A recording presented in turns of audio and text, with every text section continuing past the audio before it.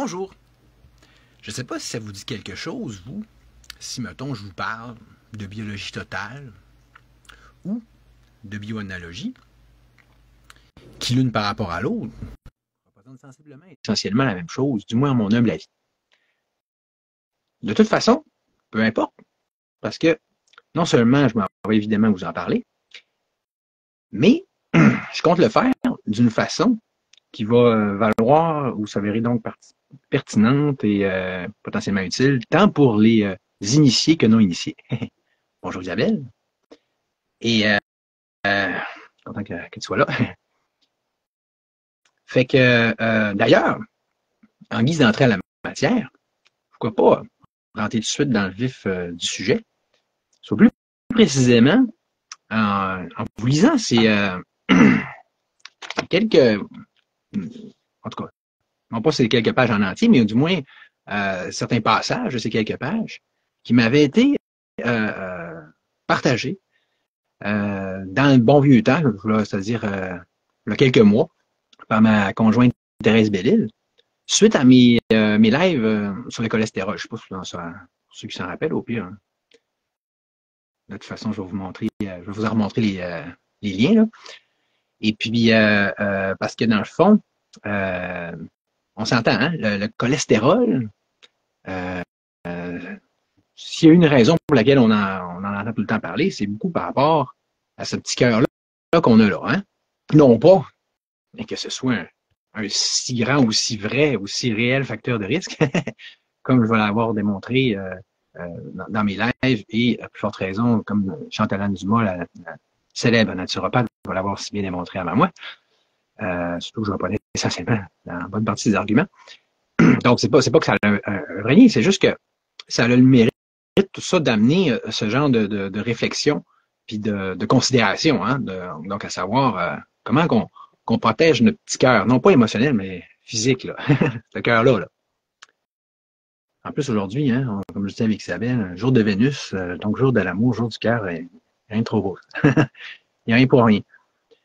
Fait que, c'est ça, tu sais, plutôt que se perdre en résumé puis en introduction, là, je vais vraiment juste vous lire ces petits passages-là choisis, recueillis, qui se représentent un peu mon best-of là, en la matière.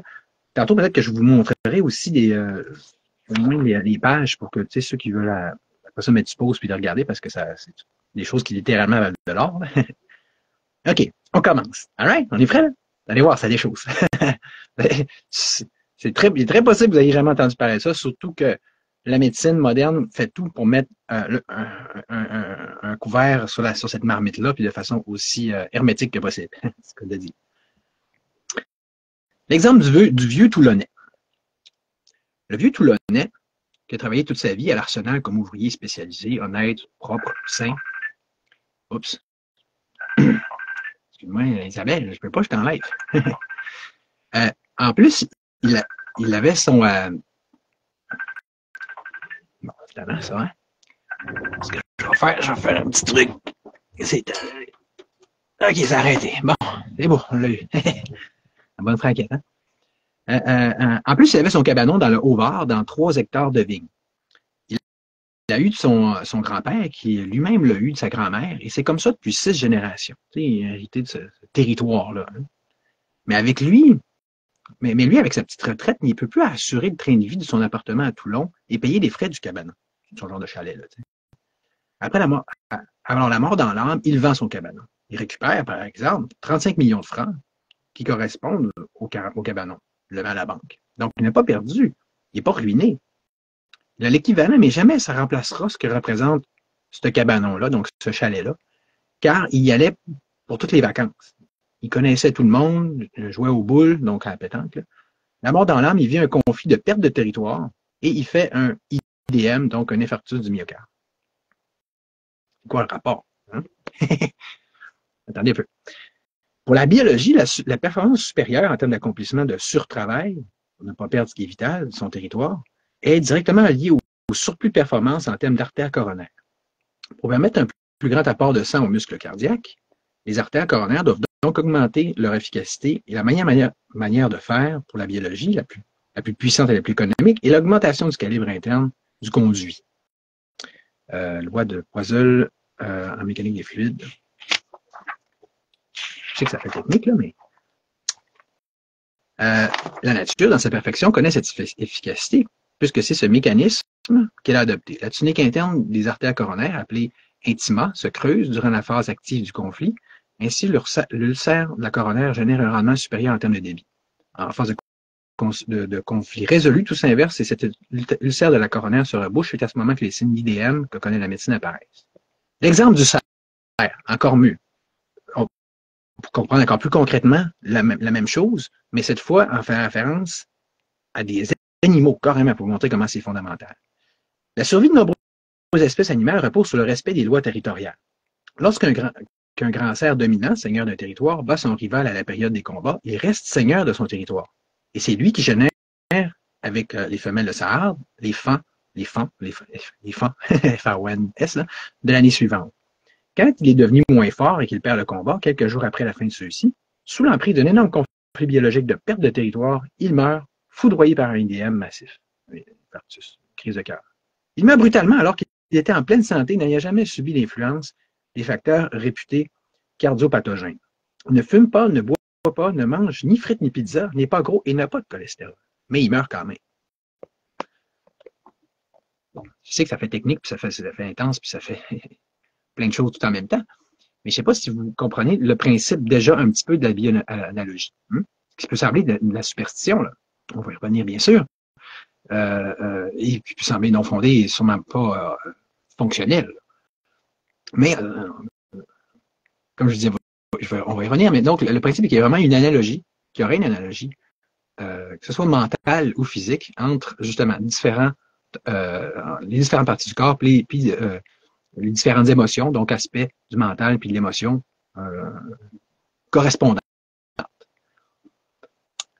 Ça va vous sembler flyé, ben, vous n'êtes pas les seuls à le voir ainsi. Hein, évidemment, on s'entend que la médecine conventionnelle, non seulement voit ça comme étant très flyé, mais comme très hérétique, ni plus ni moins, de telle sorte qu'on s'expose vraiment à des graves conséquences si on pratique ça, si on en fait la promotion comme je le fais actuellement. D'ailleurs, c'est drôle, j'avais dit à Facebook qu'ils n'ont pas l'air à aimer trop mes idées politiques, que je parlais de santé à la place. Mais quand on parle de santé de cette façon-là, pas sûr que ça risque d'être mieux à leurs yeux. Mais juste pour vous donner une idée déjà de comment on parle d'un corpus puis d'une discipline, on ne va pas dire une science, même si dans le fond ça l'est, qui est très établie puis développée déjà. Ben, je vais vous montrer quelques livres que ma chère Thérèse m'a prêté pour l'occasion, et seulement pour l'occasion parce que d'habitude elle les garde précieusement. Et ben justement, je vais vous les montrer et puis je vais arrêter de parler. Pour commencer, ça, là, c'est très similaire à ce que plusieurs connaissent comme le fameux dictionnaire des malaises et maladies. Je ne me souviens plus c'est qui l'auteur d'habitude comprend, là, que tout, on va dire, sorcière est digne de ce nom dans sa bibliothèque. Mais celui-là, apparemment, il serait encore mieux. C'est quoi l'autre qu'elle m'a dit qui est vraiment fort là-dedans? Je pense que tous les livres de Jean-Philippe Brébion qui a étudié avec Claude Sabat, un des romans que je considère essentiellement comme le fondateur, puis que ma mère elle-même pu rencontrer puis avoir en séminaire en France. Là. Lui aussi a eu des gros problèmes là, avec la... je ne sais pas si c'est comment... Les ordres professionnels de médecins, un peu comme le Collège des médecins ici, puis ces cochonneries-là. Puis attendez voir l'exemple que je vais vous dire tantôt aussi d'ailleurs. Fait que c'est ça, lui, Jean-Philippe Brébion, c'est le principal, là, j'allais dire un gourou, mais je me suis retenu. Mais tu sais, la principale autorité en la matière, maintenant que Claude Sabat n'est plus là. Fait que il y aurait ça, l'empreinte de naissance, hein, empreinte de l'âme, empreinte de naissance. Ouais, je pense que c'est lui son préféré. Nouveau paradigme de réalisation. Lui a l'air très fort. Les 10 commandements, selon votre nature éternelle. Encore une fois, Jean-Philippe Brévion. Le grand livre de la guérison. Hein? Non? Les crédulité de votre naissance. Puis, tu vois, empreinte de naissance ici. Tu sais, fait que là, évidemment, Euh, Si vous voulez vous commander tout ça, vous pouvez, là, pas par moi. J'ai l'air d'un apothicaire. Moi, ouais. Je suis pas plus un vendeur que vous, là. Mais tu sais, déjà, salut Sylvain. Euh, Marco, ton nom complet. Fait que tu sais, là,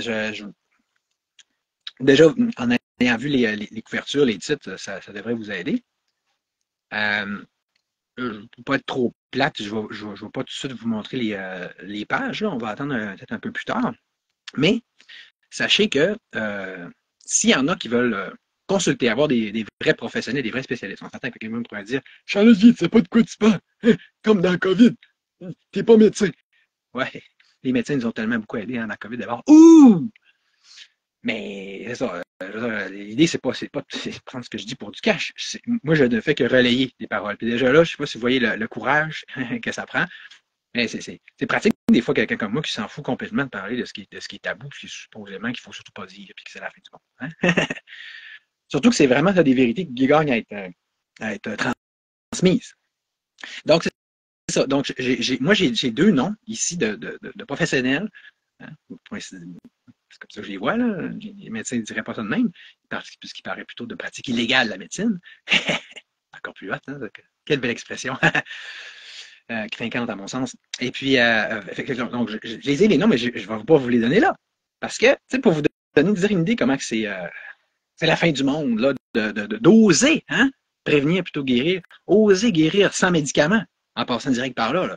Hey, pas bon pour une médecine une supposée médecine qui vit de la maladie plutôt que de la santé, puis qui a plus intérêt à entretenir la première que la deuxième. Hein, comme disait si bien Alexis Côté récemment, pas pour rien qu'on parle d'assurance maladie plutôt que d'assurance santé.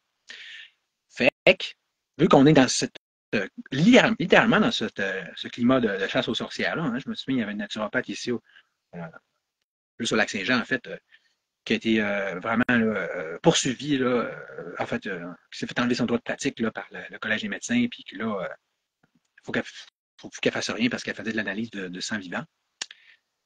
Anyway, je vais en parler bien longtemps, mais bon. Fait que là, donc, tout ça pour dire que ces deux professionnels-là, eux autres, ils faisaient dans différentes conférences dans, je sais pas, moi,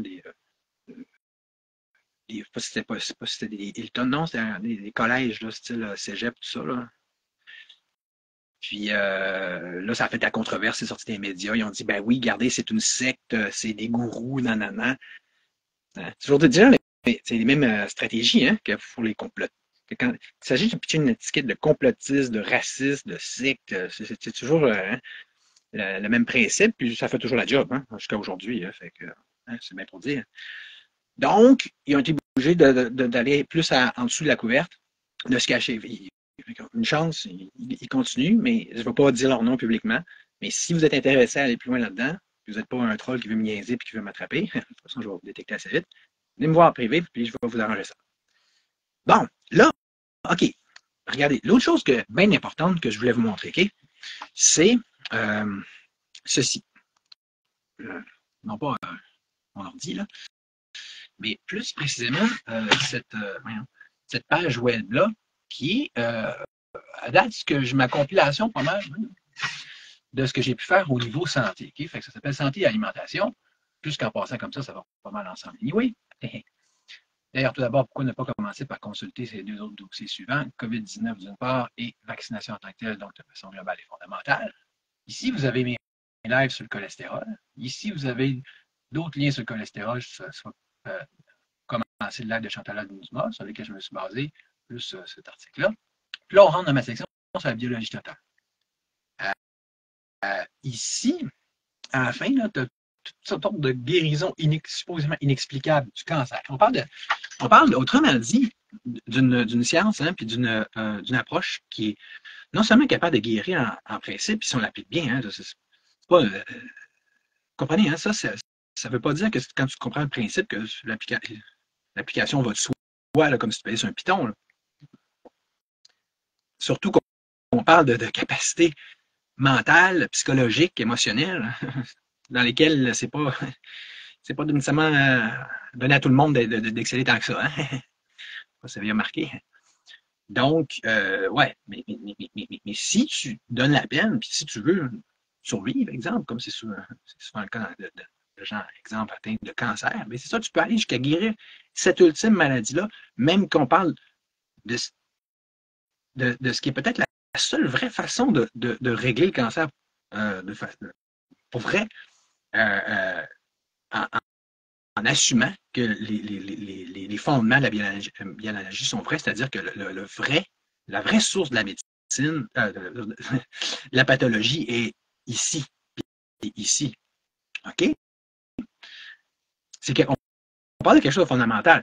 Puis ça va rejoindre le débat premier qu'il y avait entre on va dire Pasteur et puis Béchamp, qui disait non, non, le microbe n'est rien, le milieu est tout. Donc, le milieu étant ton corps, mais donc tout ton milieu émotionnel, ton milieu psychologique. Ce à quoi même Pasteur finit par donner raison sur son lit de mort. Fait que, fait que si c'est vrai que c'est d'abord au niveau de ce qui se passe à l'intérieur de toi que se joue ta maladie et ta santé, puis que le microbe, lui, il va juste.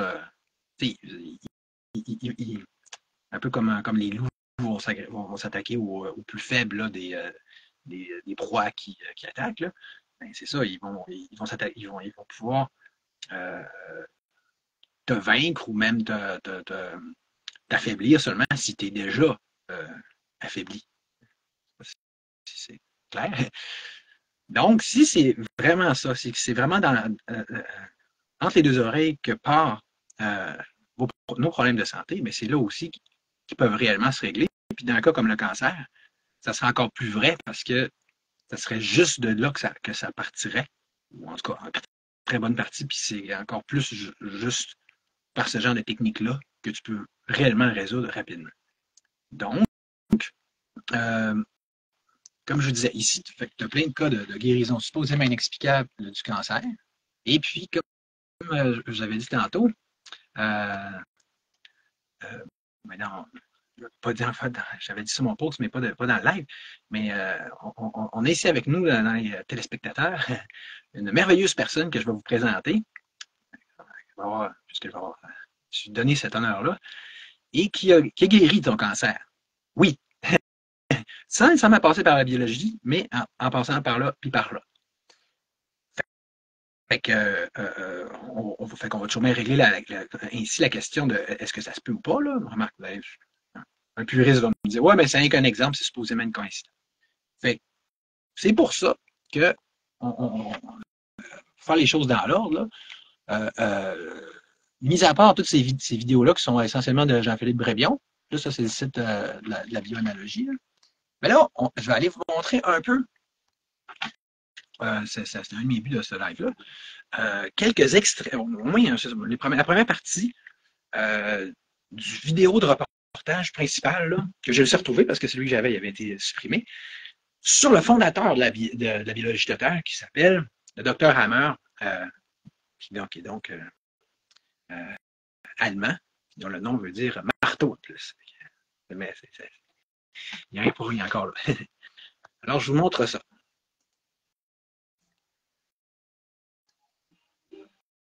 Maison janvier 2006, la plus grande prison du monde. 6000 détenus en moyenne y séjournent. Il faudrait dire 6000 détenus y croupissent. À maintes reprises, cet établissement pénitentiaire a été montré du doigt pour ses conditions de détention inhumaines. C'était fait en 2006 quand même, mais cet enfer carcéral depuis 16 ans. Pas de notre faute, ça date pas d'hier, tout ça. Les pires humiliations, le harcèlement des gardiens et des prisonniers, des brimades, des maltraitances. Sans compter les railleries sur sa méconnaissance de la langue française. C'est un ami. Cet homme, ce criminel gardé dans le quartier de haute sécurité s'appelle le docteur. Ça signifie marteau. Docteur marteau. Encore une occasion de se moquer de lui. Dans quelques mois, salut Chantal. Il aura 60 ans. Son cri celui pour lequel il est juste et normal qu'il paie, et d'avoir par ses écrits incité à l'exercice illégal de la médecine. C'est en tout cas ce qui est écrit sur l'ordonnance de son jugement. En réalité, sa faute, c'est d'avoir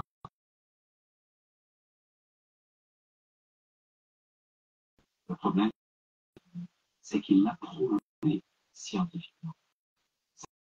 C'est folie, car il faut... Donc, ouais. Là, évidemment, ils vont parler de ça, des preuves qu'il a amenées, mais une autre affaire qu'il y a, c'est ça, que j'aimerais vraiment vous produire, mais là, je ne sais pas si les mêmes, mais je sais que ça existe. Ma mère en a, Thérèse en a. Fait que c'est des listes de cas, dans le fond, de personnes qui ont été guéries, que ce soit du cancer ou d'autres maladies, par la médecine du Dr Hammer, donc la biologie cellulaire. Et que, tu sais, c'est sûr que là, c'est ça. Dites-vous, en tout cas, que ça ne ferait pas chier de même les vrais gourous qui sont ceux de la médecine, les vrais nouveaux prêtres qui sont ceux de cette nouvelle religion qui est la médecine moderne, si ça ne marchait pas, leur affaire.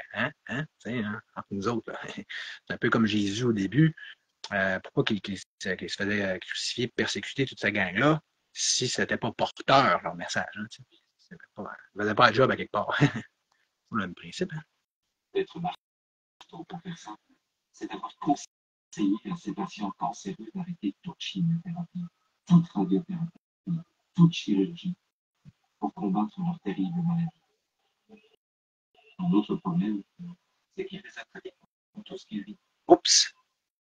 Son inconscience, c'est d'avoir tenu tête à tout l'establishment scientifique, au lobby médico-pharmaceutique. Un autre problème encore, c'est qu'il a expliqué à lui seul ce que des milliers de chercheurs n'avaient pas réussi à démêler, malgré les milliards de dollars investis dans la recherche médicale. Depuis 1981, depuis 25 ans, envers et contre tout. Envers et contre tous. Heidner Gegenthal, comme il le dit dans son autobiographie publiée en 2015, juste avant d'entrer en prison. Seul, contre tous. Emprisonné, là. Lui, c'est le premier, c'est le fondateur, puis c'est lui qui a le plus passé au cash aussi. Là. Oh, un film de Jean-Jacques Crèvecoeur, regarde donc. Mais pour dire. Ça fait que, écoutez, on ne l'écoutera pas au complet, c'était juste pour montrer une intro. De toute façon, je vous ai montré comment l'écouter pour vrai. J'ai mis la première et la deuxième partie. Et puis, ce qui est super chouette, c'est on a vu juste une petite image à un moment donné de gens qui faisaient une manif, tu sais, qui se promenaient, je ne sais pas trop, probablement à Berlin, là, avec des pancartes pour dire, pour soutenir Dr Hammer, pour demander sa libération ou je ne sais quoi, là. Pour dire justement qu'il était un génie, qu'ils avaient guéri. Fait que tout ça, c'est des choses qui sont réelles, qui sont avérées, on le voit. Fait que peut-être que c'était des figurants puis des niaiseux, hein, puis des gens qui avaient halluciné leur guérison. C'est dur d'halluciner une guérison. Puis, tu sais, pourquoi c'est assez dur de faire sortir les gens de chez eux pour les faire manifester. Ce serait dur d'aller manifester pour une guérison que tu aurais supposément halluciné. Puis, tu viendrais de supposer charlatan, tu sais. Salut Stéphane. Bon. Avant de faire rentrer en live la personne dont je vous avais parlé, comme je vous disais, hein, c'était pas si pire hein? Je vais vous montrer quand même les pages que j'avais commencé à vous lire tantôt. Je les montre vite, mais en même temps, prenez le temps que vous puissiez, ça c'est des notes de Thérèse, là, les voir comme il faut pour les arrêter au besoin. Puis je suppose, puis vous prenez des notes ou je sais pas là, ou pas mal moins compliqué que de vous les scanner, là. Puis, je vais perdre moins de temps. Vous autres aussi, je sais pas. Peut-être, je sais pas. Ah, ouais, tu vois, ça, c'est des extraits d'exemples qui viennent de Claude Sabat lui-même. Ça fait bizarre, hein? C'est comme. Je passe des pages, mais tu sais, comme je vous dis, c'est des documents privilégiés, c'est là. Vous êtes chanceux, là. Si je fais ça, ça doit être parce que je vous aimez à quelque part. Je sais pas, là. Peut-être que j'aime la vérité aussi. Surtout que quand, surtout compte tenu que ce qui est vrai puis ce qui est rebelle, ça va souvent en soi, hein? Ça va souvent ensemble, hein? Comme je disais dans un post récemment, en ces temps décadents, dire la vérité est pas mal souvent un acte révolutionnaire et ça va pas mal ensemble, en fait. OK. Il y avait une autre page? Checker ça. Il y avait ça aussi. Qu'est-ce qu'il ne faut pas faire? Bon, là, je vais essayer de faire rentrer cette chère Isabelle Duchesneau. Je me croise les doigts parce que c'est le bout de plate puis tough qui, typiquement, ne marche pas. C'est ça. C'est bon. Isabelle, comme je me disais, c'est tellement mal fait Facebook, là. C'est toujours ça, gars. Je vois que Nick Van est là, je pourrais l'inviter à l'écran, mais pas Isabelle. Là, Isabelle, ça veut dire qu'il faudrait probablement, je sais que t'es pas, c'est pas ta tasse de thé, hein. Fait que tu essayes de faire une demande pour rentrer dans le live. C'est le bout parce que j'ai l'air niaiseux, mais un nouveau commentaire, c'est qui? C'est ouais, ouais. Fait que là, en tout cas, au pire du pire, on fera le live sur StreamYard. Isabelle, là, on fera notre entrevue là, à la fin du monde. C'est juste ses poches parce que là, hein, plein de beau monde qui m'écoute. Puis là, j'aime toujours ça faire juste un live. Là. Denis Parizeau Junot. Non, lui, je sais pas pourquoi, je pense pas t'inviter, toi. Tu sais, si je réponds à Isabelle, ça me fait pas plus y avoir accès. Ah, Facebook. Je vous dire comment que j'aime ce réseau social. Hein? OK. Fait que là, ben, ça va être ça qui est ça, hein? C'est pas que j'ai pas essayé. Donc, on va devoir boucler ça. Et je vais recommencer le live sur StreamYard dans pas longtemps. Fait que, désolé. Merci. Puis, salut!